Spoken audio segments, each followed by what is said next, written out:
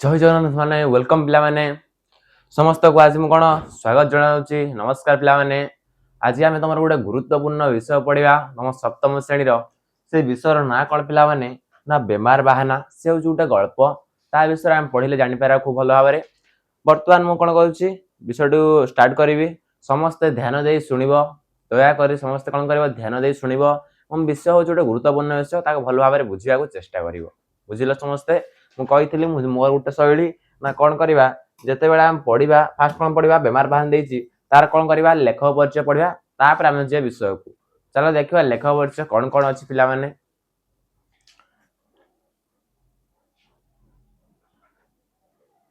हो देखो वर्तमान जीवा हमें कोन ना लेखक परिचय पिला माने। लेखक परिचय रे कोन कहिस देखो किए लेखिसंती प्रथमे देखिबा ना लेखिसंती हमर किए ना स्वयं प्रकाश हिंदी साहित्य जगत जणाशुना लेखक हला तांको ना होची स्वयं प्रकाश। से कोन ओटे हिंदी साहित्य हिंदी रे से बही को हिंदी रे लेखंती हिंदी रु कोन हुए बही डबिंग हुए ओडिया रे किंबा से कोन हुए हिंदी रु ओडिया रे रचित होई थाए। तांकर ना होची स्वयं प्रकाश से जने जणाशुना लेखक तांको विषय सब वर्ड जणा अछि। आ कोन कहिछि ना तांकर कहानी गुडिक पिला तथा बड़ मानकर मन को छुई थाए। से जो कहानी गुडिक लेखिथांती से जो गल्प गुडिक लेखिथांती सेई गुडिक कोन हुए पिला माने तम मानक मन रे बड़ बड़ पिला मानक मन रे मध्ये कोन थाए छुई जाई थाए मने होई कि रही थाए। एठारे लक्ष्य कल एठारे कोन लक्ष्य कल ना स्वयं प्रकाश हिंदी साहित्य जगत जने जणाशुना लेखक तांकर कहानी गुडिक पिला तथा बड़ मानकर मन को छुई जाए। समस्ते बुझी पारिलो समस्ते बुझी पारला पिला माने।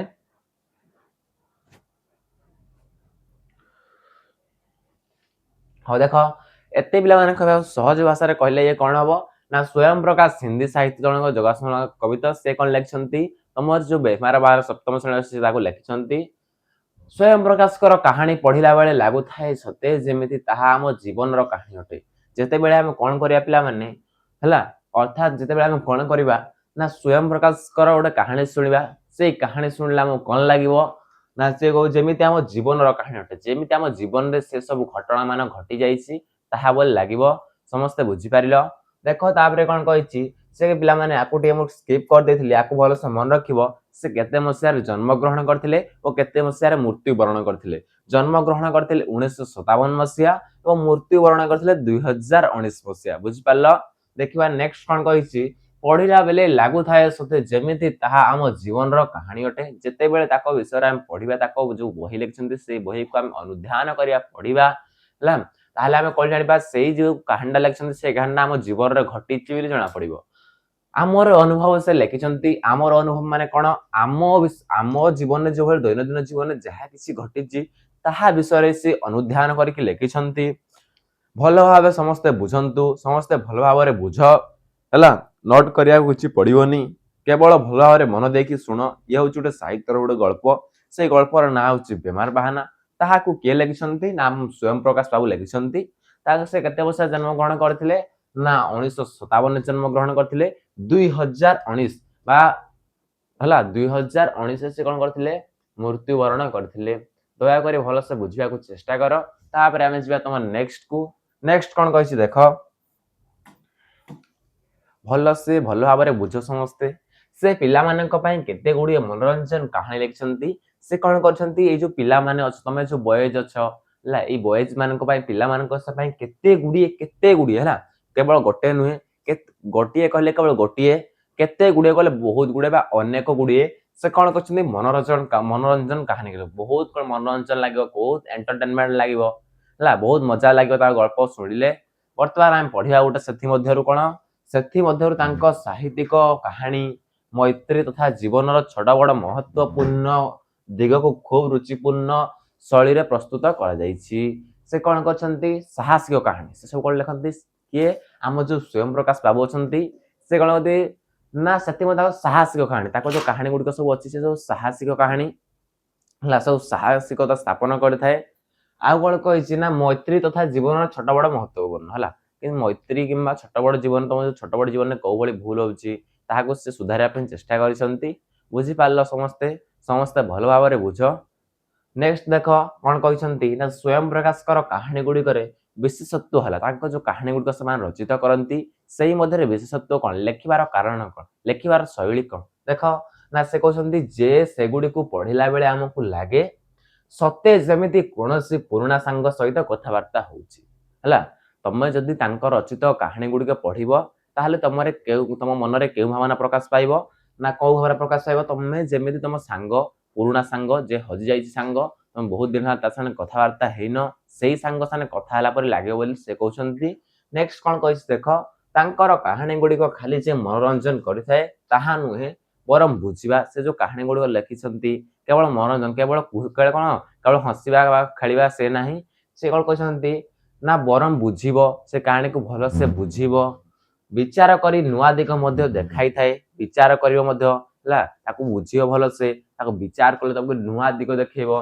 ना कोन केवल खाली मनोरंजन नुहे केवल हसी देकी कहानी उड़े देवाटा नुहे से बहुत किसी शिक्षण जिनस अच्छी से शिक्षण जिनस आम बहुत आम ग्रहण करवा बुझीपार समस्ते भल भाव में बुझ एतिक मोर प्रार्थना हौ देख तापर कौन कही पाने जदि भिडियोटी तुमको बहुत भल लगी ताहले बर्तमान जी आम पढ़े एति किसी डाउट ना भल लगुच गोटे सुंदरिया कमेंट कर ना सार बहुत भल लगे ताहले मु कौन करी तुम सप्तम श्रेणी सिलेबस को सारे शीघ्र सारे चेष्टा करी हौ पिला माने नेक्स्ट देख कौन कही मात्र औरा भार अगली किताब ज्योतिरथ के सारथी फिनिक्स आदि हूँ केतेक स्मरणीय रचना ए सब को कौन करते से रचना करते ए सब मन रखा स्मरणीय रचना ए सब वर्तमान भी अमर होगी अच्छे यही सब जो लिखिं कहानी रचना कर सब अमर होगी अच्छी समस्त मनरे सब कौन अच्छी संपूर्ण रूपे लेखा होगी अच्छी से कही बहुत किसी लिखी किंतु ये तीनटा कौन अच्छी अमर होगी जीवन में अच्छी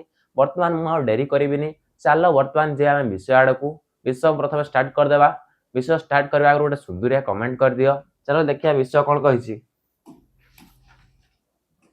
पिला माने बेसी किसी देनी 1 1 2 3 4 5 5टा है 5टा पेज देछि 5टा पेज रो क्रिस्टल क्लियर करी भल से बुझेबी तुम मानू जदि न बुझीला मु आशा करी ना पिला माने को भल से बुझा पड़ो मो वीडियोटी हेल्पफुल हम परीक्षा किसी दरकार हम ओके पिला माने समस्ते बुझा को चेष्टा करिवो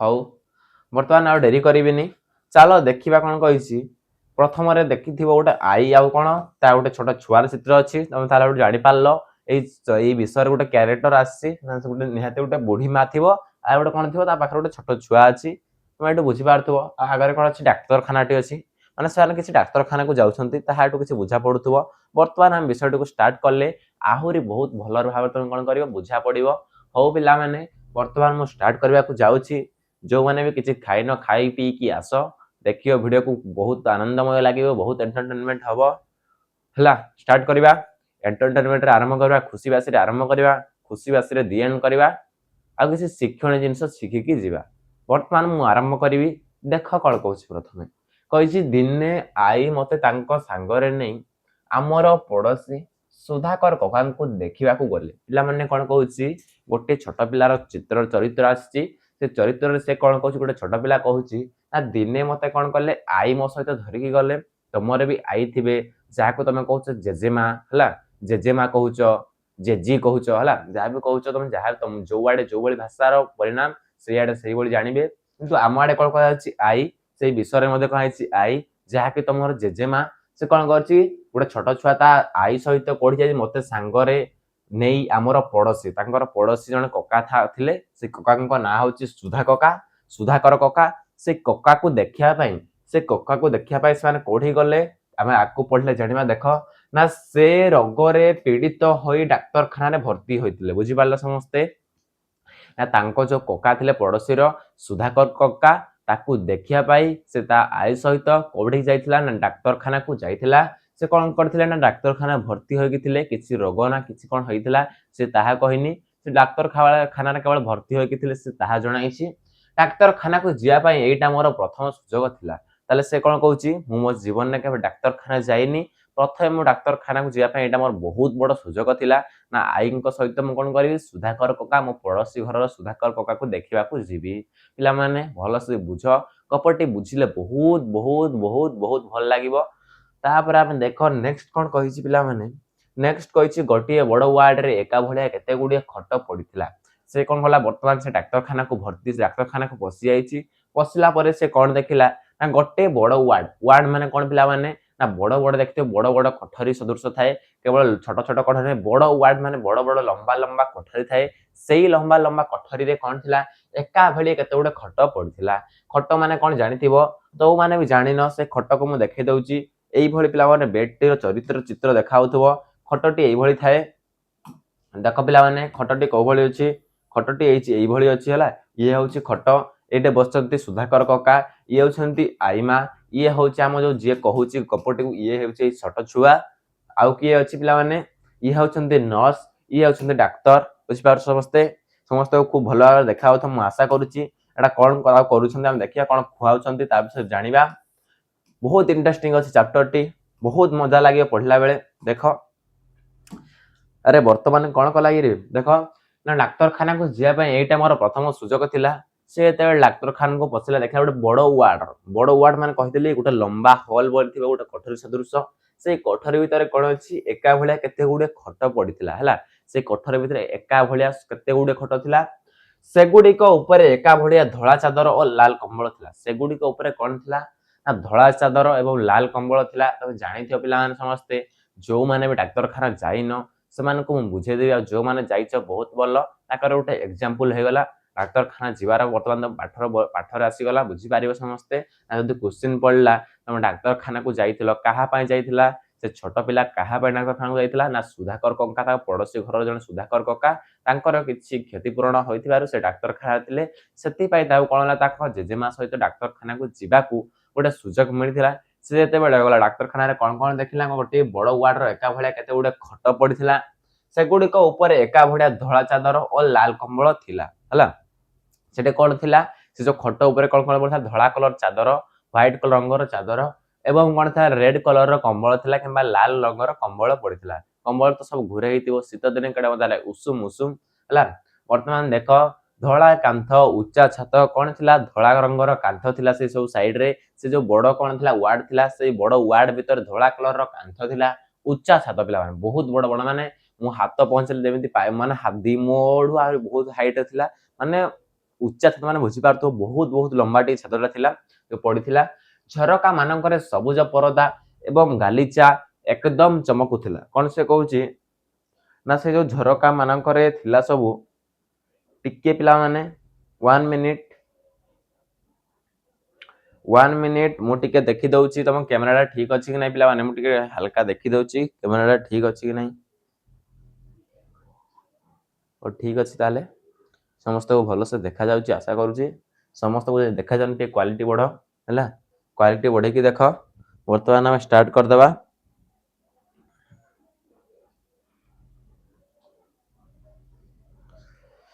हो देखो हम जाइथिला भारी को जाके ना सेटा कोन थिला धळा रंगर कांत थिला छातडा उच्च थिला झरका मानकर सबुज परदा लागिथिला देखिथिबो झरका देखिनो देखि दउची कोबळी सबुज परदा लागिथिला देखो झरकार रंग कोबळी थिला सेटा कोन को कलर रंगर लागिथिला सबुज रंगर कोन लागिथिला ना पर्दा लागिथिला एवं गालीचा एकदम चमकुथिला सेटे जो सब गालीचा थिला फूल बगीचा ता पछबड थिला से सब गालीचा बहुत भलो भाବରେ कोन थिला चमकुथिला जाहाको देखिले कोन आखि पर देखितो गोटे जिनसड चमकु जेमिति डायमंड ता कोबळे होय ना सबळे चमकु थाय त आंखेडा सेठी पड़थिबो ना डायमंड ता चमकु छिला चमको मारु छिला आ देखिल त आंखेडा सेठी पळे जे डायमंड ता जेमिति चमकु थाय सेही पळे कोन कहली गोटे हडवे सुधाकर कका सही रहिथिले निकटरे पहुंचेबा ताकू देखिबाकू मिलिला आमकू देखि सुधाकर कका भारी खुशी हो गले हैला कोन हैला से जो गालीचा थिला गोटे खट ऊपर कोन कले सुधाकर कका सोईथिले कारण निहाय सोईथिबे रोगी मान तो सन कोन खट ऊपर सोइबे ना दौड़िबे नि खट ऊपर सोईथिले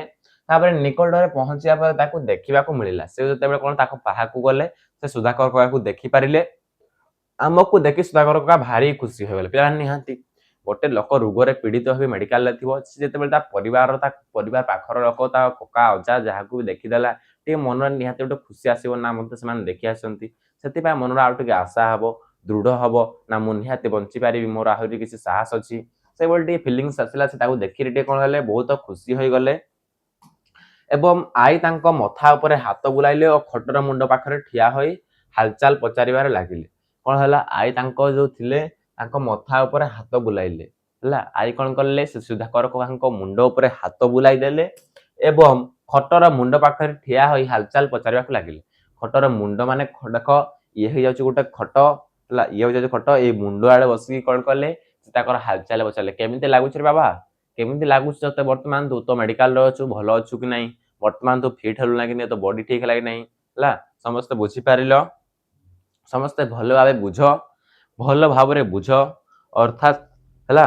ଏଠାରେ ଲକ୍ଷ୍ୟ କର, ଏଠି କଣ ଲକ୍ଷ୍ୟ କଲ ନା ଯେତେବେଳେ ଆଈ କଣ କଲେ, ଯେତେବେଳେ ତାଙ୍କ ମେଡିକାଲକୁ ଗଲେ, ସୁଧାକର କକା କଣ କଲେ ମୁଣ୍ଡ ପାଖକୁ ଗଲେ, ତାକୁ ଶୁଆଣି ଦେଲେ, ତାଙ୍କ ମୁଣ୍ଡକୁ ଶୁଆଣି ଦେଲେ ଏବଂ କଣ କଲେ ଆଉ କଣ କଲେ କିରି ମୁଣ୍ଡ ପାଖକୁ ଶୁଆଣି ଦେଇ କଣ କଲେ ଦେଖ କହିଲ, କଣ କଲେ ନା ତାଙ୍କ ହାଲଚାଲ ପଚାରିଲେ।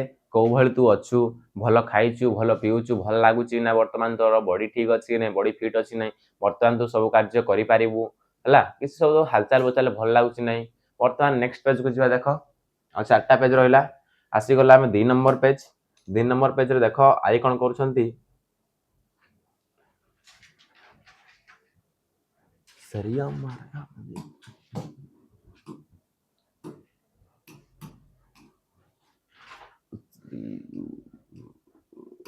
ହଁ ଦେଖ ବାବା କହିଛି ଡାକ୍ତରଖାନା ପରିବେଶ ମତେ ବହୁତ ଭଲ ଲାଗୁଥିଲା। ସେ କଣ କହୁଛି ବାବା ମତେ ଡାକ୍ତରଖାନାରେ ଯୋଉ ପରିବେଶ ଥିଲା ସେ ପରିବେଶ ମତେ କଣ କରୁଥିଲା ବହୁତ ଭଲ ଲାଗୁଥିଲା, ବହୁତ ବହୁତ ବହୁତ ବଢିଆ ଲାଗୁଥିଲା। କଣ କହୁଛି ନା ଡାକ୍ତରଖାନାରେ ଯୋଉ ପରିବେଶ ଥିଲା ସେ ପରିବେଶ ମତେ ବହୁତ ଭଲ ଲାଗୁଥିଲା। କାହାକୁ ଭଲ ଲାଗୁଥିଲା ପିଲାମାନେ, ସେ ଯୋଉ ଛୋଟ ବାଳ ପଡି ଯାଇଥିଲା କାହା ସହିତ, ତା ଆଈ ସହିତ, ତାକୁ ବହୁତ ଭଲ ଲାଗୁଥିଲା। ବଡ ବଡ ଝରକା ଗୁଡିକ ପାଖରେ ସବୁ ଜମା ଭରା ଗଛ ଝୁଲୁଥିଲା ହେଲା। ଯୋଉ ବଡ ବଡ ଝରକା ଥିଲା ତା ପଛପଟେ କଣ ଥିଲା, ବଡ ବଡ ଗଛ ଥିଲା ବୋଲି ସେ କହିଛି। ନେକ୍ସଟ କଣ କହିଛି ଦେଖ ନା ସେଠାରେ ନଥିଲା ଟ୍ରାଫିକର ପାଟିତୁଣ୍ଡ। ସେଠି କଣ କରୁଥିଲା ଟ୍ରାଫିକର ପାଟିତୁଣ୍ଡ ନଥିଲା। ଡାକ୍ତରଖାନା ଟ୍ରାଫିକର ପାଟିତୁଣ୍ଡ ଯଦି କ୍ରିୟା କଣ ସାଉଣ୍ଡ ଶୁଭିଲା ରୋଗୀ ମାନଙ୍କୁ, କିଛି ତାଙ୍କର ଆଘାତ ହବ, ଯୋଉମାନଙ୍କର କଣ ହାର୍ଟରେ ପ୍ରୋବ୍ଲେମ ଥିବ, ଯଦି ବାହାରୁ କିଛି ସାଉଣ୍ଡ ଶୁଭା ତ କିଏ ରହୁଥିବେ ସମସ୍ତେ, ତାହେଲେ ଭଲ ହବ, ସେ ମରିଯିବ। ସେଥିପାଇଁ କଣ କରୁଥିଲା ପୁରା ସବୁଆଡେ ବାଟ ବନ୍ଦ କରିକି ହେଲା, ମଶା ମାଛି କିଛି ନଥିବ, ପୁରା ଭଲ ସଚୋଟ ପୁରା ପରିଷ୍କାର ଭାବରେ ରହନ୍ତି ଡାକ୍ତରଖାନା, ଜାଣିଥିବ ସମସ୍ତେ। ସେଠାରେ ନଥିଲା ଟ୍ରାଫିକର ପାଟିତୁଣ୍ଡ, ନା ଥିଲା ଧୂଳି। କଣ ଥିଲା ସେଠାରେ ଟ୍ରାଫିକର ପାଟିତୁଣ୍ଡ କିଛି ନଥିଲା, ନା ଧୂଳି ଥିଲା, ନା ମଶା ମାଛି। ସେଇ ଡାକ୍ତରଖାନାରେ କିଛି ହେଲେ ମଧ୍ୟ ନଥିଲା। ଖାଲି ଯାହା ଲୋକମାନଙ୍କର କଥାବାର୍ତ୍ତା ହେବାର ଚପା ଗୁଣୁଶୁଣୁ ସ୍ୱର ଶୁଭୁଥିଲା। କେବଳ ସେଇ ଯୋଉ ରୋଗୀ ମାନେ ଯୋଉ ଆସିଥିଲେ ତାଙ୍କ ସହିତ ଯୋଉ କିଛି ଲୋକମାନେ ଆସିଥିଲେ ସେଇ ଲୋକମାନଙ୍କର କିଛି ଗୁଣଶୁଣା ଚୁପ ଚୁପ ଧୀରେ ଧୀରେ ଶବ୍ଦ ଟିକେ ଶୁଭୁଥିଲା। ତା ବ୍ୟତୀତ ଆଉ କିଛି ଶୁଣୁଥିଲା। ମଶା ନଥିଲା ହେଲା, ଧୂଳି ନଥିଲା, ଆଉ ଟ୍ରାଫିକର ଶବ୍ଦ ମଧ୍ୟ କିଛି ଶୁଭୁ ନଥିଲା। ବର୍ତ୍ତମାନ ସମସ୍ତେ ବୁଝିପାରିଲ, ସମସ୍ତେ ଭଲ ଭାବରେ ବୁଝ। ସହଜ ଭାଷାକୁ କହିଲେ କଣ ହବ ପିଲାମାନେ, ନା ଯେତେବେଳେ କଣ କଲା ସେ ପିଲା ଜଣକ ଦେଖିଲା, କଣ ଦେଖିଲା ସେଇଠି ନା ଦେଖିଲା ଝରକା ପଛପଟେ ବଡ ବଡ ସବୁ ଗଛ ମାନ ଅଛି ଏବଂ କଣ ଅଛି ନା ସେଠି କିଛି ଧୂଳି ନାହିଁ, ବହୁତ ପରିଷ୍କାର ଥିଲା, ଧୂଳି ନଥିଲା, ମଶା ମାଛି ନଥିଲା, ଟ୍ରାଫିକର ଶବ୍ଦ ଶୁଣିବାକୁ ଲାଗୁନଥିଲା ହେଲା। ସମସ୍ତେ ବୁଝ, ଭଲ ଭାବରେ ସମସ୍ତେ ବୁଝିବାକୁ ଚେଷ୍ଟା କର ହେଲା। ସବୁ ମନେ ରଖନ୍ତୁ, ସମସ୍ତେ ମନେ ରଖିବା ପାଇଁ ଚେଷ୍ଟା କର ଦୟାକରି, କାରଣ ବିଷୟଟି ବହୁତ ଇଣ୍ଟରେଷ୍ଟିଂ ଅଛି। ବର୍ତ୍ତମାନ କଣ ହେଲା, ସେ ଗୁଣୁଶୁଣୁ ସ୍ୱର ଶୁଭୁଥାଏ।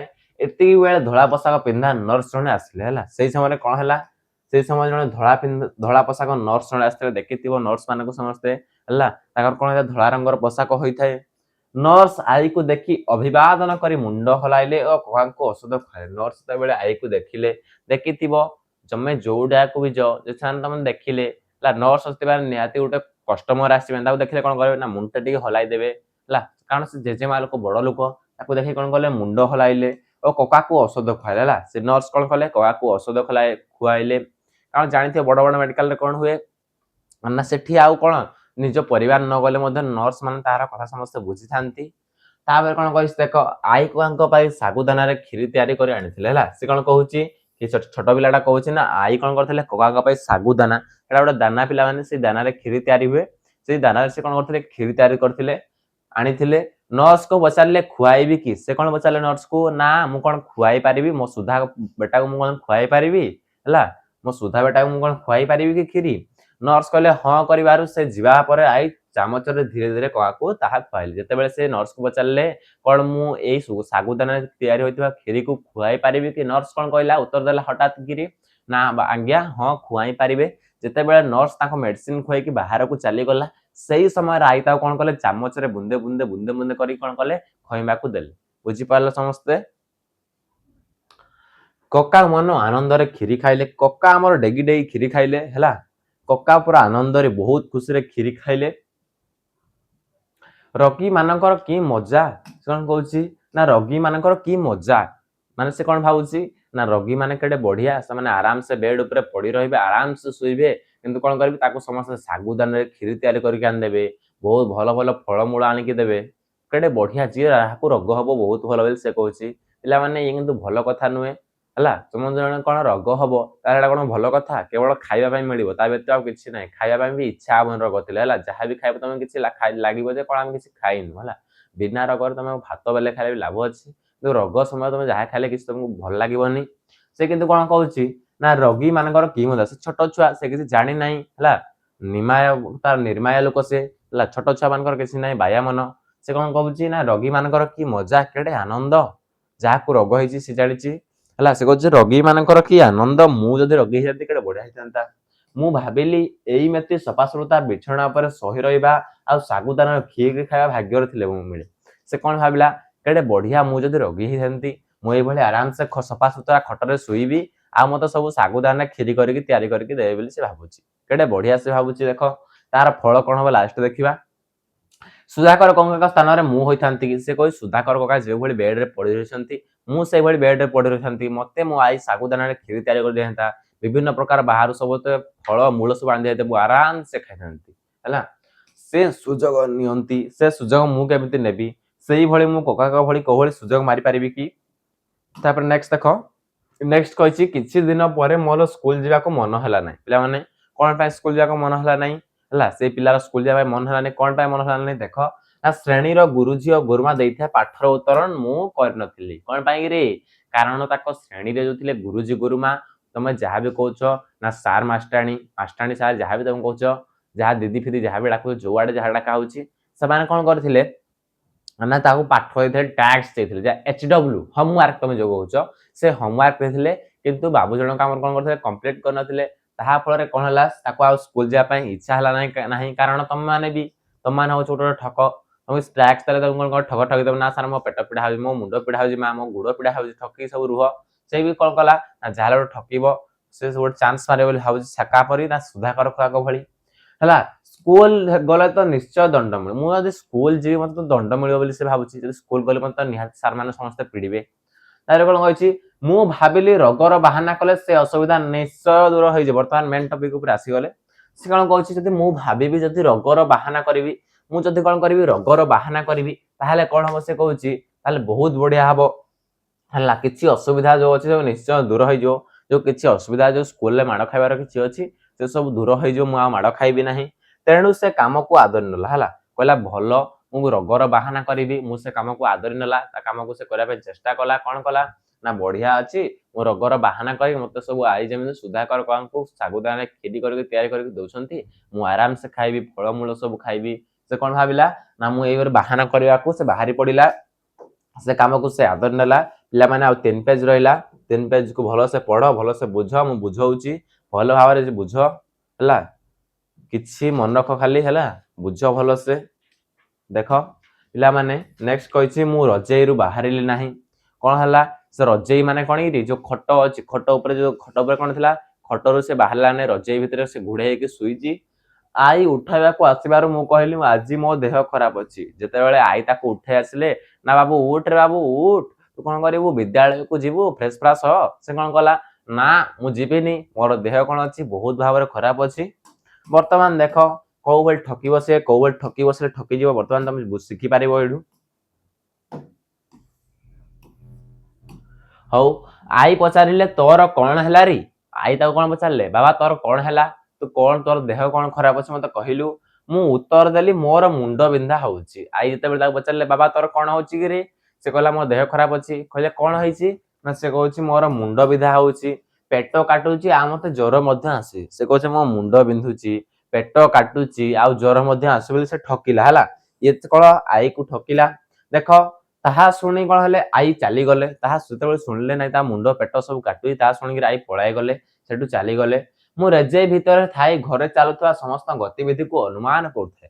ଦେଖିଥିବ ତମମାନଙ୍କୁ ଯେତେବେଳେ ଜ୍ୱର ଆଣେ ତମେ କଣ ଥାଏ ରେଜେଇ ଭିତରେ ଖଟ ଉପରେ ଶୋଇକିରି ଆରାମସେ ଘୋଡ଼େଇକି ଶୋଇକି ସବୁଆଡେ ଡୁଙ୍ଗାଡୁଙ୍ଗି କରୁଥାଅ। ନିଦ ତ ଲାଗେନି, ଯଦି ବି ନିଦ ଲାଗିଲା କଣ ଶୋଇପଡ଼, ନହେଲେ କଣ ସବୁଆଡେ ଡୁଙ୍ଗାଡୁଙ୍ଗି କରୁଥାଅ, ଚାଲିବାକୁ ଇଚ୍ଛା ହୁଏନି, ଖେଳିବାକୁ ମନ ଲାଗେ ନାହିଁ। ସେଇଭଳି ତାକୁ ସେ ବିନାରେ ହେଲା ଯଦି କଣ ପାଇଁ ସେ ବାହାରୁନି ରେଜେଇ ଭିତରୁ, ତାକୁ ତ କିଛି ହେଇନି। ତମେ ସାର୍ କହିବ ନା ସେ କଣ ପାଇଁ ବାହାରିଲାନି, କଣ ପାଇଁ ବାହାରୁନି, ଯଦି ସେ ବାହାରିବେ ତାକୁ ସନ୍ଦେହ କରିବେ। କଣ ସନ୍ଦେହ କରିବେ ନା ତୋ ଦେହ ଭଲ ନାହିଁ, ତୋ ଜ୍ୱର ଆଣୁଛି, ତୁ କଣ ରେଜେଇରୁ ବାହାରିକି ବୁଲୁଛୁ ସବୁଆଡେ, ତାହେଲେ ତୁ ଠକୁଛୁ ଆମକୁ। ସେଥିପାଇଁ କଣ କଲା ସେ ଆଉ ରେଜେଇ ଭିତରୁ ବାହାରିଲା ନାହିଁ। ନ ବାହାରିକି କଣ କଲା ଯୋଉ ତା ଘର ଚାରିପଟେ ସମସ୍ତ ଯୋଉ ଗତିବିଧି ତା ଘରେ ସବୁ କଣ ହଉଛି, କିଏ କଣ ଚାଲୁଛି ବୁଲୁଛି ସେ ସବୁ ଦେଖୁଥାଏ। ଏବେ ସାନ ମାମୁଁ ଗାଧୋଇ ବାହାରିଲେ। କଣ ହେଲା, ସାନ ମାମୁଁ ଯୋଉ ତାଙ୍କର ଥିଲେ ସେ ଘରେ, ସେ କଣ ହେଲେ ଗାଧୋଇବାକୁ ବାହାରି ଗଲେ। କୁସୁମ ମାଉସୀ ପ୍ରତିଦିନ ଭଳି ସକାଳର ଜଳଖିଆ ଖାଇ କଲେଜ ବସ୍ ଧରିବାକୁ ପଳାଇଲେ। କୁସୁମ ମାଉସୀ କଣ ହେଲେ ପ୍ରତିଦିନ ସକାଳର ଜଳଖିଆ ଖାଇଲେ ଏବଂ ସେ କଲେଜ ବସ୍ ଧରି କଲେଜ ଚାଲିଗଲେ। କିଏ କିରେ ମନେ ରଖ, କୁସୁମ ମାଉସୀ କଲେଜ ଗଲେ, ସାନ ମାମୁଁ ଗାଧୋଇବାକୁ ଗଲେ। ମୁନୁ ନିଜର ଜୋତା ଖୋଜୁଥିଲା। ମୁନୁ କଣ କରୁଥିଲା, ତା ନିଜର ଜୋତା ଖୋଜିବାକୁ ଲାଗିଲା। ମୁନୁ ବୋଲି ଗୋଟେ ଛୋଟ ଝିଅ ଥିଲା, ସେ ଝିଅ କଣ କରୁଥିଲା ତା ଜୋତା ଖୋଜିବାକୁ ଲାଗିଲା। ସାନ ମାମୁଁ ସାଇକେଲ ଉଠାଇଲେ, ସାନ ମାମୁଁ ସାଇକେଲ ଉଠାଇଲେ, ବର୍ତ୍ତମାନ ସେ ଗାଧି ସାରିଛନ୍ତି। ସମସ୍ତେ ଚାଲିଗଲେ, ଯେଝା ଯେଝା ବାଟ ଯାହାର ଯୋଉ କାମ, ସମସ୍ତେ ପଳାଇ ଗଲେ। କେବଳ ସେ କଣ ଥିଲା, କେବଳ ସେ ଏକଲା ଘର ଭିତରେ ରହିଗଲା। କେତେବେଳେ ମୋ ଆଖିକୁ ନିଦ ଆସିଯାଇଛି ହେଲା, ଏଇଭଳି ସବୁ ଦୃଶ୍ୟମାନ ଦେଖୁ ଦେଖୁ ତା ଆଖିରେ ନିଦ ପଳାଇ ଆସିଗଲା। ତାପରେ କଣ କହିଛି, ତାହା ମତେ ଜଣା ନାହିଁ, କେତେବେଳେ ତାକୁ ନିଦ ଲାଗିଗଲା ସେ ଜାଣିପାରିଲା ନାହିଁ। ଏହି ସମୟରେ ଅଜା ଆସିଲେ। ଏହି ସମୟରେ କଣ ହେଲା, ଯେତେବେଳେ ସେ ଶୋଇପଡି ତାପରେ ଅଜା ଆସିଗଲେ। କଣ ହୋଇଗଲା, ସେ ପଚାରିଲେ ତୋର କଣ ହୋଇଗଲା ରେ, କଣ ହୋଇଗଲା ରେ ବୋଲି ପଚାରିଲେ। କଣ ହୋଇଗଲା ରେ, କଣ ହେଇଗଲା ରେ ବୋଲି ଅଜା ତାକୁ ପଚାରିଲେ। ମୁଁ ଦୁଃଖରେ ଉତ୍ତର ଦେଲି ଜ୍ୱର ଆସିଲା ହେଲା। ମୁଁ ଦୁଃଖରେ ଉତ୍ତର ଦେଲି ଜ୍ୱର ଆସିଲା। ମୁଁ ଦୁଃଖରେ କଣ କହିଲି ନା ମତେ ଅଜା ମୋର ଦେହ ଖରାପ ଅଛି, ମତେ ଜ୍ୱର ଲାଗୁଛି। ତାହା ଶୁଣି ସେ କହିଲେ ଦେଖେ। ତାହା ଶୁଣି କଣ କଲେ, ଦେଖି ମୁଁ ଦେଖେ ତ ଚାମୁଡି ଦେବି। ଦେଖିଥିବ ଆଜିକାଲି ସମସ୍ତେ କଣ ଜ୍ୱର ହେଲା କଣ କରିବେ, ଚାମୁଡି ଦେବେ, ଜଣା ପଡିଯିବ ଟେମ୍ପରେଚରଟା କେତେ ଅଛି ହେଲା। ସେଇଭଳି ତାପରେ ସେ ରେଜେଇ ହଟାଇ ଦେଇ ମୋର ମଥାକୁ ଛୁଇଁଲେ, ପେଟ ଦେଖିଲେ ଓ ନାଡିକୁ ଦେଖିବାରେ ଲାଗିଲେ ହେଲା। ମୁଁ କହିଦେଲି କଣ ନା ତା ମଥାକୁ ଛୁଇଁଲେ, ପେଟକୁ ଦେଖିଲେ, ଚାମୁଡିଲେ ନା ତା ମୋ ନାତିର ଟେମ୍ପରେଚର କେତେ ଅଛି, ତାପମାତ୍ରା କେତେ ଅଛି ସବୁ ଜାଣିପାରିବେ। ନେକ୍ସଟ ଦେଖ ନା ଏହା ଭିତରେ କଣ ହେଲା, ଆଈ ମଧ୍ୟ ଆସିଗଲେ ହେଲା। ଯେତେବେଳେ ଅଜା ତାର ଦେହକୁ କଣ ମାପୁଥିଲେ, ନା ତା ପେଟ ଚାମୁଡୁଥିଲେ, ତା ନାଡି ଚାମୁଡୁଥିଲେ, ତା ମୁଣ୍ଡ ମଥାକୁ ଚାମୁଡୁଥିଲେ, ସେଇ ସମୟରେ କଣ ହେଲା ନା ଆଈ ମଧ୍ୟ ଆସିଗଲେ। କଣ ହେଲା ଆଈ ପଚାରିଲେ। ଆଈ କହିଲେ କଣ ହେଲା କି ରେ, ସେଠୁ ଅଜା କହିଲେ ଜ୍ୱର ତ ନାହିଁ। ଅଜା କହିଲେ ତାକୁ ତ ଜ୍ୱର ହେଇନି, ଜ୍ୱର ତ କାହିଁ ନାହିଁ, ତା ଟେମ୍ପରେଚର ନାହିଁ, ତାପମାତ୍ରା ନାହିଁ। ମୁଁ କହିଲି ତୁମକୁ ଜଣା ପଡୁନାହିଁ। ମୁଁ କହିଲି ତମକୁ ଜଣା ପଡୁନାହିଁ, ମୋ ମନ ଭିତରଟା କୁହୁଳି ଯାଉଛି, ତମକୁ କିଛି ଜଣା ପଡିବ ନାହିଁ। ଥର୍ମୋମିଟର ଲଗାଇ ଦେଖ। ସେ କଣ କହିଲା ନା ମତେ ଥର୍ମୋମିଟର ଲଗା, ଦେଖିବ ମୋ ତାପମାତ୍ରା କେତେ ଅଛି। ମତେ ଜଣାଥିଲା ଯେ ଘରେ କେହି ନାହାନ୍ତି। ମତେ କଣ ଜଣାଥିଲା ନା ଘରେ କେହି ନାହାନ୍ତି, ଥର୍ମୋମିଟର କେହି ଲଗାଇ ଶିଖିନାହାନ୍ତି। ମୋ ଅଜା ଆଈ ଥର୍ମୋମିଟର ଲଗାଇ ଶିଖିନାହାନ୍ତି। ଥର୍ମୋମିଟର ଲଗାଇ ନେଲେ ବି କିଏ ଦେଖିବ, କହୁଛି ଥର୍ମୋମିଟର ଯଦି ମୁଁ ଲଗାଇଦେବି ଲୁଚେଇକିରି କିଏ ଜାଣିବ, କେହି ତମ ଅଜା ଆଈ ମାନେ ବୁଢା ବୁଢୀ ମାନେ କଣ ଜାଣିଛନ୍ତି ନା ଥର୍ମୋମିଟର କହିଲେ କଣ, ତାପମାତ୍ରା କଣ, କିଛି ଜାଣିନାହାନ୍ତି ହେଲା। ବର୍ତ୍ତମାନ ସବୁ ମଡର୍ଣ୍ଣ ଯୁଗର ଅଜା ଆଈ ସବୁ ଜାଣିଛନ୍ତି, କିନ୍ତୁ ସେଇ ଯୁଗରେ କଣ ଥିଲା, ପୁରୁଣା ଯୁଗର ଅଜା ଆଈ। ହେଲେ ନିଜକୁ ବେମାର ଥିବାର ପ୍ରମାଣ କରିବା ପାଇଁ ମୋର ଏହି ଫିକର ବଢିଆ ଥିଲା ହେଲା। ମୋ ନିଜକୁ ମୁଁ କଣ କରିବି ନା ପ୍ରମାଣ କରିବି, ନା ମୁଁ କଣ କରିବି ପ୍ରମାଣ କରିବି, ପ୍ରମାଣ କରିବାର ଠକିବାର କଣ ଥିଲା ଗୋଟେ ବଢିଆ ଉପାୟ ଥିଲା ବୋଲି ସେ କହିଛି ହେଲା। ବହୁତ ଖୋଜିଲା ପରେ ଥର୍ମୋମିଟର ମିଳିଲା ନାହିଁ, ବୋଧହୁଏ କେହି ମାଗି ନେଇ ଯାଇଥିଲା ହେଲା। ସେ ଖୋଜାଖୋଜି କଲେ, ଅଜା ଆଈ ସବୁ ଖୋଜାଖୋଜି କଲେ, ସିଏ ମଧ୍ୟ ଖୋଜିଲା, କିନ୍ତୁ କଣ ହେଲା ଥର୍ମୋମିଟର ମିଳିଲା ନାହିଁ। ତାହା ଫଳରେ କଣ ହେଲା, ସେ ଭାବିଲା କଣ ନା ତାଙ୍କ ସାହି ପଡିଶା କିଏ ବୋଧେ ମାଗିକି ନେଇଛି ଥର୍ମୋମିଟର ଟାକୁ ହେଲା। ତାପରେ ପୁଣି କଣ କହିଛି ନା ପୁଣି ଅଜାଙ୍କର ପାଟି ଶୁଭିଲା। ପୁଣି ଅଜା କଣ କହୁଛନ୍ତି, ନେ ପୁଡିଆ ଖାଇନେ। ପୁଡିଆ ଖାଇନେ ମାନେ କଣ ପିଲାମାନେ, ପୁଡିଆ ଖାଇନେ ମାନେ ସେ ଗୋଟେ ଅଛି ଜ୍ୱର ଫର ଯାହା ହେଲେ ସେଇଟା ଗୋଟେ ମେଡିସିନ ଟାଇପର। ସେ ତାକୁ କଣ କହିଲେ ନା ଅଜା ନେ ଖାଇନେ। ଇଚ୍ଛା ନଥିଲେ ବି ମତେ ପିତା ପୁଡିଆ ଖାଇବାକୁ ହେଲା, କଡା ଭଳି ଚାହା ପିଇବାକୁ ପଡିଲା ହେଲା। କଣ ମୋର ଇଚ୍ଛା ନଥିଲା ସେ ସବୁ ଖାଇବା ପାଇଁ, ତଥାପି କିଛି ହେଲା, ଏ ଗୋଟେ ରୋଗରୁ ଭଲ ହେବା ପାଇଁ, ଜ୍ୱରରୁ ଭଲ ହେବା ପାଇଁ ତାକୁ କୁହାଯାଇଛି ପୁଡିଆ ହେଲା। ସେ ଜିନିଷଟା ଖାଇବାକୁ କଣ କୁହାଯାଇଛି, ପୁଡିଆ କୁହାଯାଇଛି ସେ ଖାଦ୍ୟ ପଦାର୍ଥକୁ। ଆଉ କଣ ମିଳିଲା ନା ସେ ପୁଡିଆ ଖାଇବାକୁ ପିତା ପଦାର୍ଥ ଆଉ କାଡା ଭଳି ଚାହା। କାଡା ମାନେ ଜାଣିଥିବ କେଡେ ପିତା ପିତା ଲାଗେ। ତାପରେ ଅଜା କହିଲେ ଆଜି ଏହାକୁ କିଛି ଖାଇବାକୁ ଦେବ ନାହିଁ। ବର୍ତ୍ତମାନ ସେ କଣ କରିବ ପିଲାମାନେ, ସେ ଠକୁଛି ସମସ୍ତଙ୍କୁ। ଆମ ଜ୍ୱର ହେବାର ବାହାନା କରୁଛି, ଜ୍ୱର ହେବାର ବାହାନା କରୁଛି। ତାହେଲେ ବର୍ତ୍ତମାନ କଣ କରିବ, ଅଜା କହିଲେ ନା ତାକୁ କିଛି ଖାଇବାକୁ ଦିଆଯିବନି, ତାକୁ ଆଜି ସନ୍ଧ୍ୟାରେ ପର୍ଯ୍ୟନ୍ତ କିଛି ଦେବନି, କେବଳ ଏଇ କଡା ପିତା କଡା ପିଇକି ସେ ଶୋଇଥାଉ ହେଲା। ତାହେଲେ ତା ମନ କେମିତି ଆସିବ, ପେଟ ପୁରା କଣ ଜଳି ବୁଡିବ, କାରଣ ସେ ସକାଳୁ କିଛି ଖାଇନି।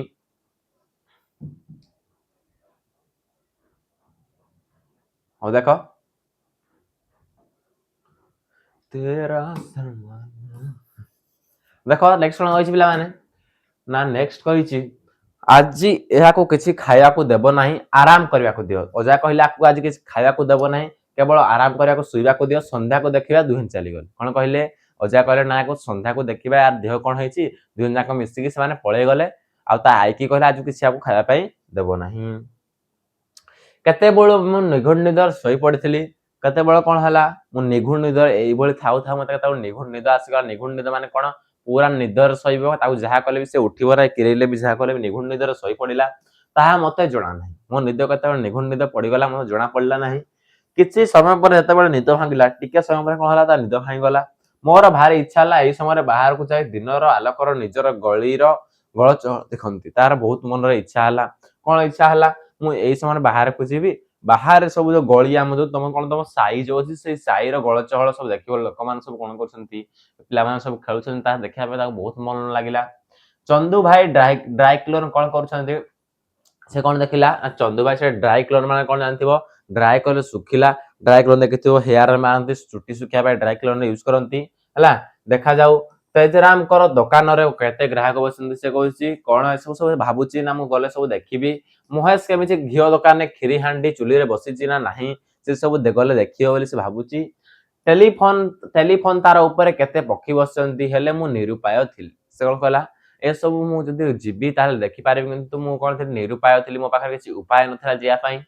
ହେଲେ ମୁଁ ନିରୁପାୟ ଥିଲି ଯେତେ ବ୍ୟାକୁଳ ହେଲେ ବି ପଡି ରହିବାର ସାଥ ଥିଲା। ଯେତେ ମୁଁ ବ୍ୟାକୁଳ ଯାହା ବି ମୋ ମନ ଘିଞ୍ଚିବାକୁ ଲାଗିଲେ ମଧ୍ୟ ଦେଖିବା ପାଇଁ ତାହେଲେ ମତେ କଣ ଥିଲା ବ୍ୟାକୁଳ ଯାହା ଥିଲେ ମଧ୍ୟ ସେଇଠି ଶୋଇବାକୁ ପଡିଥିଲା କାରଣ ମୋ ପାଖରେ କିଛି ଉପାୟ ନଥିଲା। ମୁଁ ଠକି ଦେଇଛି ମୋ ଅଜା ଆଈକି ହେଲା ସେ କଣ କରିଛି ତା ଅଜା ଆଈକୁ ଠକିଛି ବର୍ତ୍ତମାନ କଣ କରିବ ଠକି ବସିଲେ ଠକିଯିବ ମୁଁ କହିଛି ଠକିଛି ଯଦି ସେ ବାହାରକୁ ଗଲା କଣ କହିବେ ନା ତୋ ଦେହ ଭଲ ହେଇଗଲା ତୁ ଆମକୁ ଠକୁଥିଲୁ ସେଥିପାଇଁ ମାଡ ଦେବେ ସେଇ ଡରରେ ସେ କଣ କଲା ଆଉ ବାହାରକୁ ଗଲା ନାହିଁ ସେ ଖଟରେ।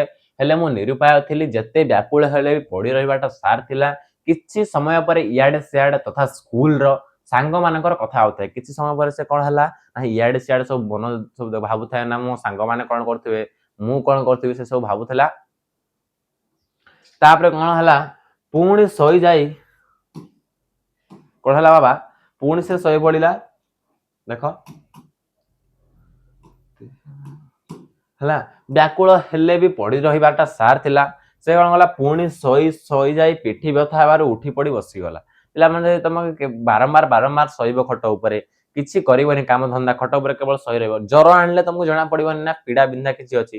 ଜ୍ୱର ନାହିଁ ତମେ ବିନା ଠକାମିରେ ଶୋଇଛ ତାହେଲେ ନିହାତି ପୀଡା ହବ ନିହାତି ଭୋକ କରିବ ଖାଇବା ପାଇଁ ଇଚ୍ଛା ହବ। ମାତ୍ର ବାହାରେ କିଛି କଥାବାର୍ତ୍ତା ହେବାର ଶୁଣି ପୁଣି ଶୋଇ ପଡିଲା। ପୁଣି ପିଲାମାନେ ସେ କଣ କଲା ବାହାରେ ଶୁଣିଲା କିଛି କଥାବାର୍ତ୍ତା ଶୁଭା ଯାଉଛି ପୁଣି ସେ ଆସିକି ଶୋଇ ପଡିଲା ସେ ରେଜେଇରେ ହେଲା।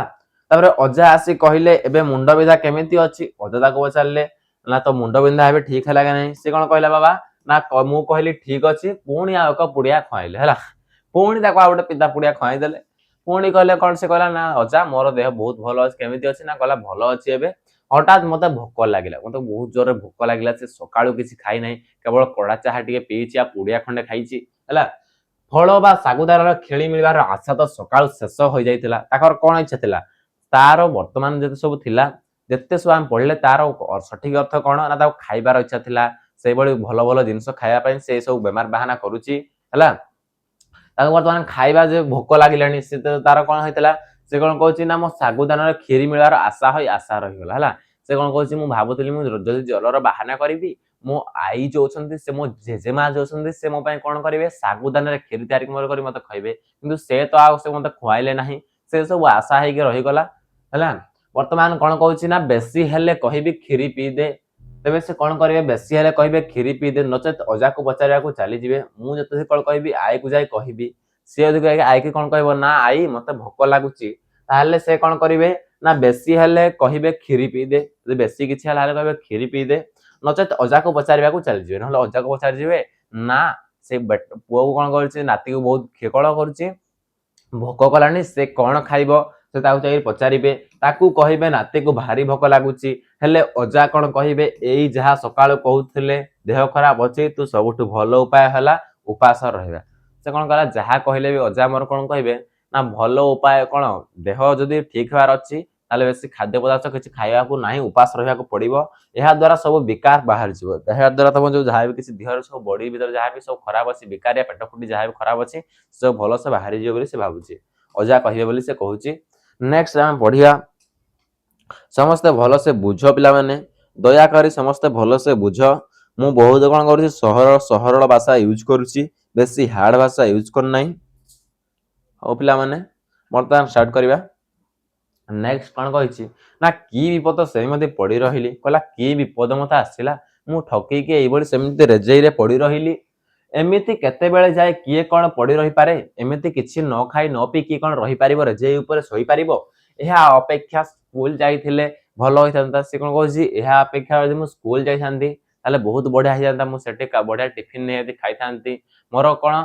सागुदाना खीरी खाइबार सब आशा आशा होइके रहीगला स्वप्न होइके रहीगला दंड मिलिबो तो मिलू खेली छोटी रे ठेला गाड़ी पाखक जाई लुण लंका मड़ाई पिजुड़ी कुटु कुटु करे खाइबा केडे मजा थिला जदि स्कूल रू मु दंड मिली थांता स्कूल रू मु माड़ खाइ नथि केडे बढ़िया थिला एई याडू बहुत बढ़िया थिला स्कूल रे माड़ खाइथिले चली थांता किंतु मु कॉल करथांती ना सेई पाखरे खेल छुट्टी जते हे थांता ठेला गाड़ी उठथांता से ठेला गाड़ी कोन भी कहता पिजुड़ी भी खाइता पिजुड़ी ऊपर कोन लुण लंका चकड़ी दे थांता खाई थांती केडे बढ़िया थिला मु कोन पय ठकुतली सागुदानार खीरी खाइबा पय ठकिबारू मु आज किछि खाइबा को मते मिलु नाही पुणी कौन कला निद लागला पुणी से सोई पड़ला तर कौन हला हेले हेले भोक जगू ठीक भाव निद मत आसुला पिला माने जते बेले तुमको भोक लागे निद आसेनी खाया पे कौन पेट जदि खाइले बेसी भोक करबनी हला आखि टिके लाखी गले खाली खाइबा पदार्थ जते बेले आखिटा मुजी दउची आखिटा मुजी देवा फल कौन हला खाइबा पदार्थ सब लड्डू हला लड्डू खीरी पूरी सब देखा होता आखि जते बेले से मुजी देला देखो नेक्स्ट कौन कहिची हला देखा होतला गरम गरम खास्ता कोन दाउ देखा होतला से तबे आंखी मुजला ता आंखी रे कोन कोन देखा होतला ना गरम गरम खास्ता खेचड़ी काजूर बर्फी बेसनर पकुड़ी गुपचुप आउ ऊपर सागुदाना खीरी हला समस्त ऊपर सागुदाना खीरी ताहाल तमे कोन बुझला पिला माने ता फेवरेट करथिला ता फेवरेट खाद्य करथिला ना सागुदाना तयार होतिबा खीरी हो तार बहुत बहुत बहुत बहुत फेवरेट बा बहुत तार इच्छा थिला खाया पे जणा नाही खाली उपवास रे कोन कहछि बाबा जणा नाही खाली उपवास रे जणा नाही खाली उपवास रे ओ बेमार बेले सागुदाना खीरी तयारी कराचे से भाबुची कोन का जणा नाही केवल खाली एते बेले रोग हबो सही समय कोन खाली सागुदाना खीरी खाचे आ केते बेले कोन खीरी खा जायनी जेमिति हेले आ दीपावली छणा पिठा आ कोन कहछि केवल खाली दीपावली रे छणा पिठा पिठा पणा करा जीवा आउ एते पर्व अछि आ पोछि पर्व रे प्रतिदिन कले कोन असुविधा होबली से भाबुची ना पुनेई बेले नाना प्रकार स्वाद खाद्य तयारी कराचे काहे कि कोन पय तयारी कराचे प्रतिदिन तयारी करले कोन असुविधा होबली से कहिछि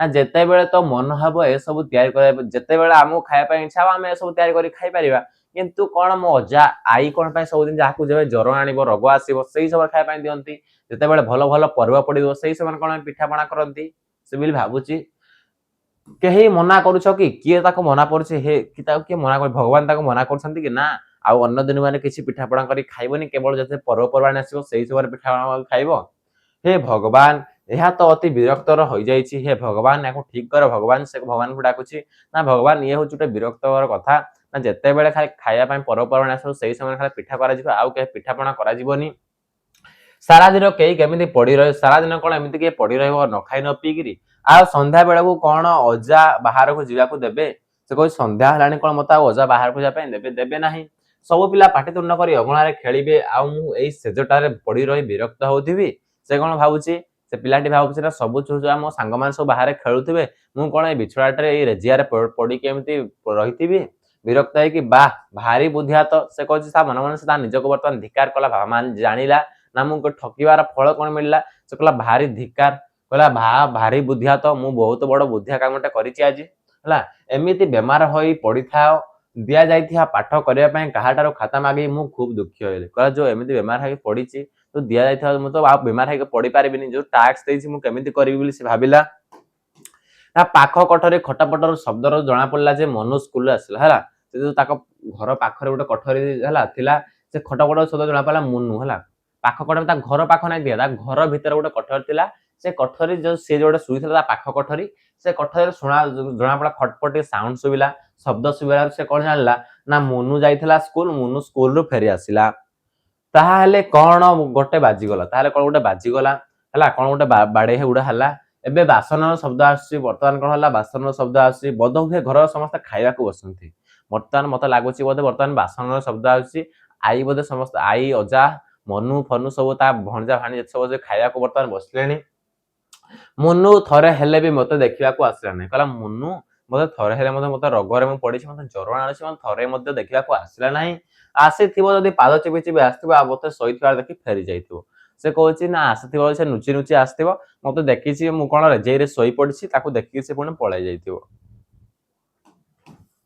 ସେ ଖାଦ୍ୟ ଖାଉଅଛି ଚବାଇବା ଭଳି ଜଣା ପଡୁଛି ସେ ଯେତେବେଳେ ଖାଦ୍ୟ ଖାଉଛି ନା କଣ ହଉଛି ଚବାଇବା ଭଳି ମୋର ସାଉଣ୍ଡ ଶୁଭା ଯାଉଛି ଦେଖେ ସେ ଥରେ ହେଲେ ବି କିଏ ଆସି ପଚାରିଲା ନାହିଁ ଯେ ତୁ କଣ ଖାଇବୁ ସେ ବର୍ତ୍ତମାନ ଏକଲା ଏକଲା ଖାଇଦଉଛି ମନୁ ମତେ ଆସିକି ପଚାରୁ ନାହିଁ ନା କଣ ତୁ ଖାଇବୁ କିଛି ପଚାରୁ ନାହିଁ ମତେ ଜ୍ୱର ଆଣୁଛି ପଚାରିଲେ ତ ମୁଁ ଶାଗୁଦାନାର କ୍ଷୀରି ହିଁ ମାଗୁଛି ଯଦି ସେ ମତେ ମନୁ ପଚାରତା ନା କଣ ଖାଇବାର ଇଚ୍ଛା ଅଛି ସେ ମୁଁ କଣ କହିଥିଲି ନା ଶାଗୁଦାନାର କ୍ଷୀରି ମୁଁ ଖାଇବା ପାଇଁ ମୋର ଇଚ୍ଛା ଅଛି ଆଉ ତ ତାଜମହଲ ମାଗି ନେଇ ନଥାନ୍ତି ସେ କହୁଛି ଆଉ ତ ମୁଁ କିଛି ବଡ ଜିନିଷ ମାଗିବିନି ତାଜମହଲ ମାଗିଦେବିନି ମୁଁ କେବଳ ମାଗିବି ଶାଗୁଦାନାରେ କ୍ଷୀରି ତିଆରି ହେଲେ ନା କେହି ମତେ ପଚାରି ଆସୁନାହାନ୍ତି ଖାଲି ଭୋକର ରହିବା ସାର ହେଲା ଖାଲି କେବଳ ମୁଁ ଭୋକର ରହିବାକୁ ସାର ନିହାତି ଖାଲି ଭୋକର ରହିବି ଆଉ କିଛି ନାହିଁ ଆଜି କଣ ଖାଇବା ତିଆରି ହବ ଆଜି କଣ ଖାଇବା ତିଆରି ହବ ଡାଲି ଭାତର ବାସ୍ନା ତ ଆସୁଛି ଆଜି କଣ ଖାଇବା ତିଆରି ହବ ଡାଲି ଭାତ ମତେ ଲାଗୁଛି ସମସ୍ତେ ଖାଉଛନ୍ତି ଆଉ କଣ କହିଛି ହରଡ଼ ଡାଲିରେ ହେଙ୍ଗୁ ଜିରାର ବଘରା ଆଉ ଉପରେ ଟକେ ପଡିଥିବା ଭଳି ଧନିଆ ପତ୍ର ଅଧା ଚାମଚ ଦେଶୀ ଘିଅ ସେ କଣ କହୁଛି ହରଡ଼ ଡାଲିରେ ତିଆରି ହୋଇଥିବ ସେଇ ଡାଲି ଆଉ ସେଟା କଣ କଣ ପଡିଥିବ ହେଙ୍ଗୁ ଜିରାରେ ବଘରା ପଘରା ବଘରା ମାନେ କଣ କି ପଘରା ହେଇଥିବ ହେଲା ତମେ ଯୋଉ ଟମାଟୋ କହୁଛ ପଘରା ହେଇଥିବ ହେଲା ଆଉ ଉପରେ ଟକେ ପଡିଥିବା ଧନିଆ ପତ୍ର ତା ଉପରେ ପଡିଥିବ ଧନିଆ ପତ୍ର କିଛି ଏବଂ ଅଧା ଚାମଚ ଦେଶୀ ଘିଅ ମଧ୍ୟ ପଡିଥିବ ସେଇ ଡାଲିରେ ତାପରେ ସେଥିରେ ଲେମ୍ବୁ ଚିପୁଡା ହବ ତାପରେ ସେଥିରେ ଲେମ୍ବୁ ଚିପୁଡି ଖାଇବ କେଡେ ମଜା ଲାଗିବ ବୋଲି ସେ ଭାବୁଛି ଆରେ ଏଇ ରୋଗୀକୁ କିଛି ଦିଅରେ ଭିକ୍ଷା ମାଗୁଛେ ରେ ମତେ ଟିକେ ଖାଇବା ପାଇଁ ଦିଅ ମୁଁ ସକାଳୁ ଠକି ଦେଇ ସମସ୍ତଙ୍କୁ ହେଲା ସେ କହିପାରୁନି ତା ମାନେ କହୁଛି ଏ ରୋଗୀକୁ ଟିକେ ଖାଇବା ପାଇଁ ଦିଅରେ ହେଲେ ବାସ୍ନା ତ ଆଉ କିଛି ପଦାର୍ଥର ଅଛି ହେଲେ ତା ମନରେ କଣ ଅଛି ବାସ୍ନା ତ ଆଉ ସେ ଭାବୁଛି କଣ ନା ସେଇ ବାସ୍ନା ଶୁଭୁନି ହରଡ଼ ଡାଲିର ବାସ୍ନା ମତେ ଲାଗୁନି ସେ କହୁଛି ଆଉ କିଛି ବାସ୍ନାର ଶବ୍ଦ ପଦାର୍ଥର କିଛି ଅଛି ତା ସହିତ ଆଉ କିଛି ମିଶିକିରି ଅଛି ହେଲା ସେ ସବୁ ଅଛି କଣ ହରଡ଼ ଡାଲି ଆଉ ଭାତ ଅଛି ତା ସହିତ ଆଉ କିଛି ଅଛି ନା କଞ୍ଚା ଲଙ୍କା କଣ ଛଣା ହଉଛି କଞ୍ଚା ଲଙ୍କା ଛଣା ହଉଛି ତେଲରେ ତାକୁ ଡାଲି ଚାଉଳରେ ଦଳି ଦିଆଯାଉଛି ତାକୁ କଣ କରାଯାଉଛି ଡାଲି ଚାଉଳରେ ଦଳି ଦିଆଯାଉଛି ଗୋଳେଇକି ତାକୁ ଦଳି ଦିଆଯାଉଛି ଆଉ ସମ୍ଭାଳି ନପାରି ମୁଁ ରେଜେଇ ଫୋପାଡ଼ି ଠିଆ ହେଇଗଲି ଆଉ ମୁଁ ସମ୍ଭାଳି ପାରିନି ରେଜେଇ ଫୋପାଡ଼ି କଣ ହେଲା ଫିଙ୍ଗି ଦେଲା ଯାଇକି ଠିଆ ହେଇ ପଡିଲା ହଠାତ୍ କିନା ଠିଆ କରି ପାଦ ଚିପି ଚିପି ଦୁଆର ଯାଏ ଗଲି ଲୁଚି ଲୁଚି କଣ ହେଲା ସେ ଦୁଆର ଯାକେ ଗଲା ଦେଖିଲା କଣ ଚୁପଚାପ ଝୁଙ୍କି ପଡି ଦେଖିଲି ହେଲା ସେ ଲୁଚିକିରି କଣ ହେଲା ଚୁପଚାପ ଲୁଚିକିରି ଦେଖିଲା ବର୍ତ୍ତମାନ କଣ କଲା ହଁ ଡାଲି ଭାତ ଛଣା ଯାଇଥିବା କଞ୍ଚା ଲଙ୍କା ସେ କଣ ଦେଖିଲା ଡାଲି ଭାତ ଛଣା ହେଇଛି ଆଉ କଞ୍ଚା ଲଙ୍କା ମଧ୍ୟ ଅଛି ହେଲେ ମନୁ କଣ କରିଥାଏ ଆମ୍ବ ଚଷୁଥାଏ ଆମ୍ବକୁ କଣ କରିଥାଏ ଚୁହୁଥାଏ ମନୁ ହେଲା ଚୁଷୁଥାଏ ମାନେ ଚୁହୁଥାଏ ହେଲା ମନୁ କଣ କଥା ଆମ୍ବକୁ ଚୁହୁଥାଏ ଆମ୍ବ ପୁଣି ଏଇ ଋତୁରେ ପିଲାମାନେ ତମକୁ କଣ କରେ ଖରା ଋତୁରେ ଆମ୍ବ ଯଦି ବେଶୀ ମିଳିଗଲା ତମକୁ ଭଲ ଲାଗେନି କିନ୍ତୁ ତମକୁ ଯଦି ମୁଁ ଦେବି ଶୀତ ଋତୁରେ ଆମ୍ବ ଦେବି ଗୋଟେ କେମିତି ମଜା ଲାଗିବ ଖାଇବା ପାଇଁ ହେଲା ଯୋଉ ସିଜିନରେ ଯୋଉଟା ହଉନଥିବ ସେହି ସିଜିନରେ ମୁଁ ତମକୁ ହେଇଟା ଦେବି କେଡେ ମଜା ଲାଗିବ ଖାଇବା ପାଇଁ ବର୍ତ୍ତମାନ ତମକୁ ବଅଁର ଦେବି ସୁନ୍ଦର ସୁନ୍ଦର ବଅଁର ଖାଇବ କେଡେ ମଜା ଲାଗିବ ଦେଖ ହେଇଭଳି କେମିତି ସେ ଚଷୁଛି ନିଶ୍ଚୟ ବମ୍ବେରେ ଦାଦା ପଠାଇଥିବେ ସେ କଣ କହୁଛି ବାବା ସେ ଯୋଉ ଆମ୍ବଟା ଖାଉଛି କିଏ ମନୁ ସେ ଆମ୍ବଟାକୁ କିଏ ପଠାଇଥିବେ ନା ବମ୍ବେରେ ତାଙ୍କର ଥିବା ଜଣେ ଦାଦା ସିଏ ପଠାଇଥିଲେ ବୋଲି ସେ ଭାବୁଛି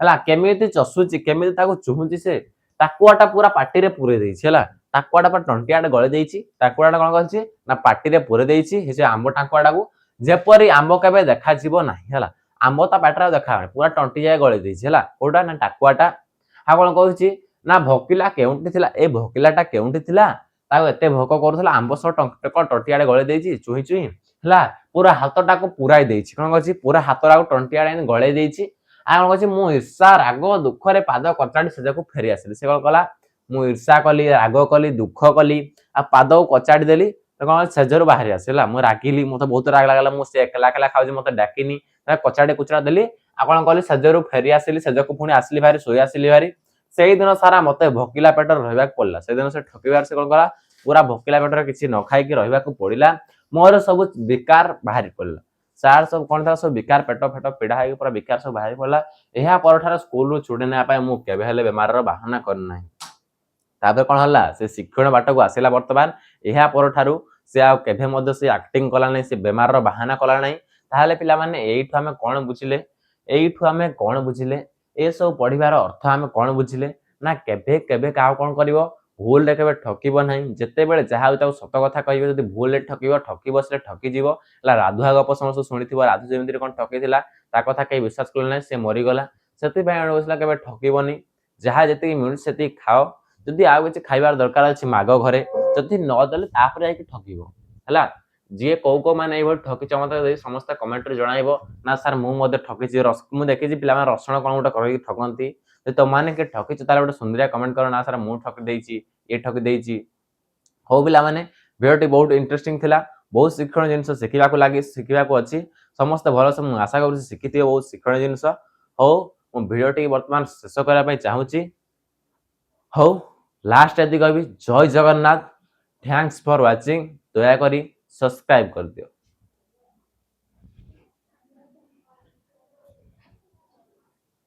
आउ जदि भिडियोटी समस्त भल लागिछि ताले लाइक शेयर कमेंट कराओ के भूलिबो नाही। रहिली।